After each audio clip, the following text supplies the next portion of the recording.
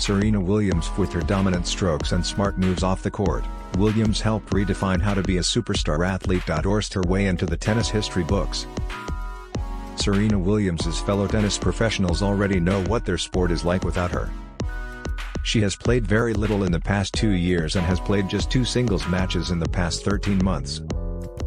But as Williams, now 40 years old, made plain in announcing her impending retirement on Tuesday, it will very soon be time for the wider world to become accustomed to her absence from the courts, as well. Tennis is a global game, which is a big part of its charm, and despite Williams's part-time status of late, if you ask anyone on just about any street to start naming women's tennis players, the first name most would produce would still be Serena Williams. With her technically sound and forceful serve, she possessed perhaps the most decisive shot in the long history of the women's game. But there has been much more to her tennis: powerful, open-stance ground strokes, exceptional and explosive court coverage, and a ferocious, territorial competitive drive that helped her overcome deficits and adversity throughout a professional career that has lasted a quarter century.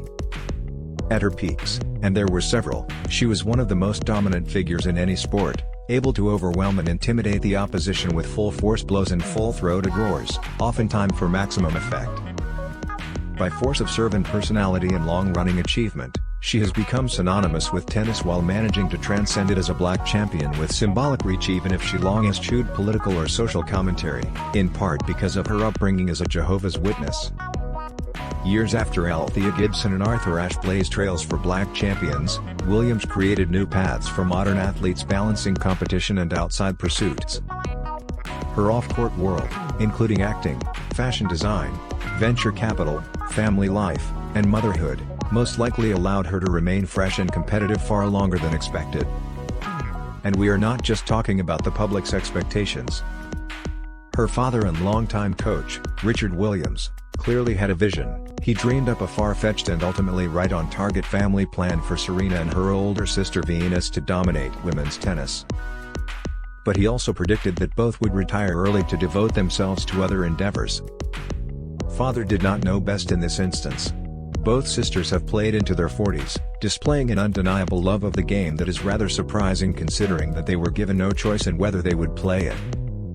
"I got pushed hard by my parents," Serena Williams wrote in the Vogue essay released on Tuesday announcing her impending retirement. "Nowadays so many parents say, 'Let your kids do what they want.'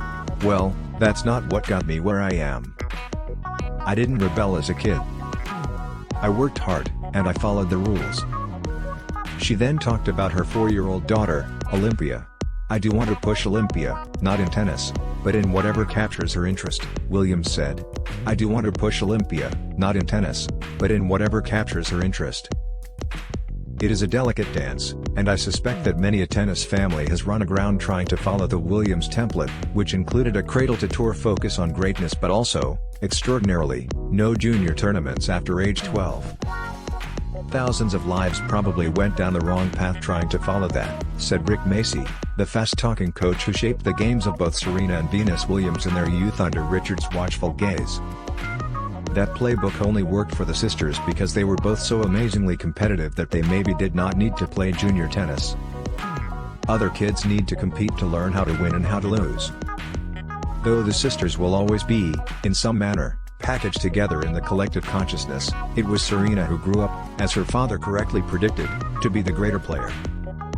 Serena would go on to win 23 Grand Slam singles titles, for now, to Venus's 7, and to spend 319 weeks at no. 1 to Venus's 11 weeks. Serena says she takes no joy in that disparity, emphasizing that she would never have scaled such heights without her sister's high-flying example. "Without Venus, there would be no Serena," Serena once said. It would come as no surprise if Venus, 42, soon joined Serena in retirement at some stage after the U.S. Open or if they decided to call it a career together in New York. But for now, only Serena has made it plain that the end is truly nigh and that, to deploy her own rather endearing sneaker-dragging code for retirement, she is evolving away from tennis. She has certainly helped tennis evolve with point-winning power from all areas of the court. She has certainly helped society evolve with her willingness to change the dialogue about body image and strong women ferociously pursuing their goals. She has had the confidence to take risks, sometimes sartorial, like her French Open catsuit, and sometimes more profound, such as her decision to boycott the tournament in Indian Wells, California. After she was booed and her father said he heard racial slurs in 2001. 14 years later, she returned in the interest of bridging the divide and sending a message about second chances. But it is her tennis that has spoken loudest the longest.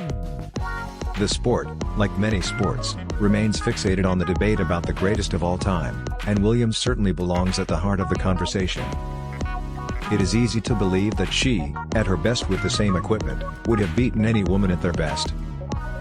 But she was not nearly as consistent a winner in regular tour events as past women's champions like Martina Navratilova, Chris Evert, and Steffi Graf.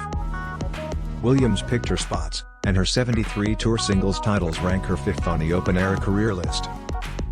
Navratilova won 167 singles titles and 177 doubles titles at a time when doubles were much more prestigious and widely played by the stars. Evert won 157 singles titles. Graf, who retired at 30 years old, won 107 and remained No. 1 for a record total of 377 weeks.